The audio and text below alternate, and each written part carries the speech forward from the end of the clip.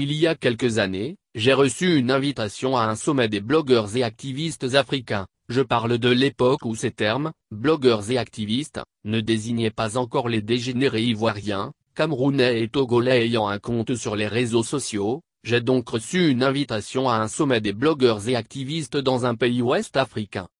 Quelques jours avant cette invitation, un journaliste défenseur des droits humains avait été jeté en prison dans notre pays. J'ai été surpris, en lisant le programme des activités du sommet, de ne voir nulle part aucune activité consacrée à ce journaliste. Je le fis savoir aux organisateurs et leur suggérai d'inclure une table ronde sur la libération du journaliste, d'imprimer des t-shirts à son effigie durant le sommet, et, pourquoi pas, prévoir un sit-in devant la prison où notre ami était détenu. La réponse des organisateurs m'a ahuri. Ils m'ont fait comprendre que ce n'était pas une bonne idée de nous mettre à dos les autorités de notre pays hôte qui avaient jeté le journaliste en prison et qu'il fallait attendre la fin du sommet et notre départ du pays pour faire des actions.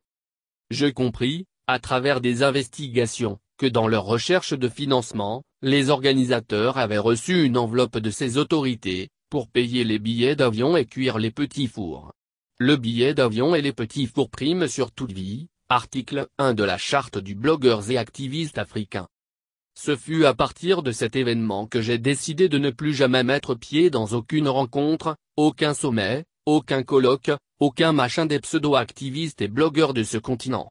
Parce que j'ai compris que c'était une immense illusion de voir à travers ces gens des frères d'âme avec lesquels on défend des causes.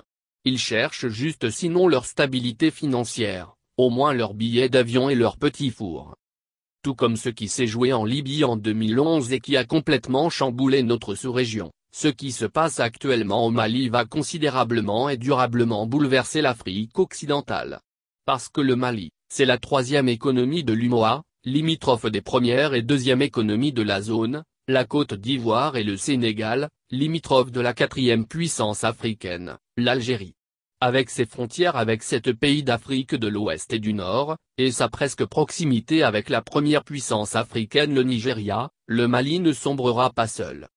Mais écoutez le silence des sociétés civiles, des blogueurs, des activistes, des journalistes, des intellectuels ouest-africains. Quand ça ne touche pas directement leur pays, cela ne les concerne pas point et pourtant on les a vus parader, il y a juste quelques semaines, à Montpellier, parler de l'Afrique comme si ce continent était la cour de leur papa, c'est-à-dire une ère qu'ils maîtrisent totalement depuis leur naissance.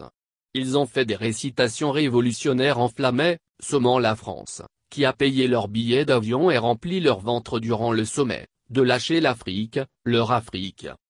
Ils se sont fait passer pour des nouveaux Sankara, Modibo Keïta, Lumumba, Rowling. Ceux qui étaient prêts à s'ouvrir le ventre pour sauver l'Afrique. Mais on attend leur voix devant le destin du Mali, on ne les entend point. On ne les entendra point. Ils sont occupés à chercher de nouveaux billets d'avion payés par la France pour aller, en France, dire à la France de libérer l'Afrique.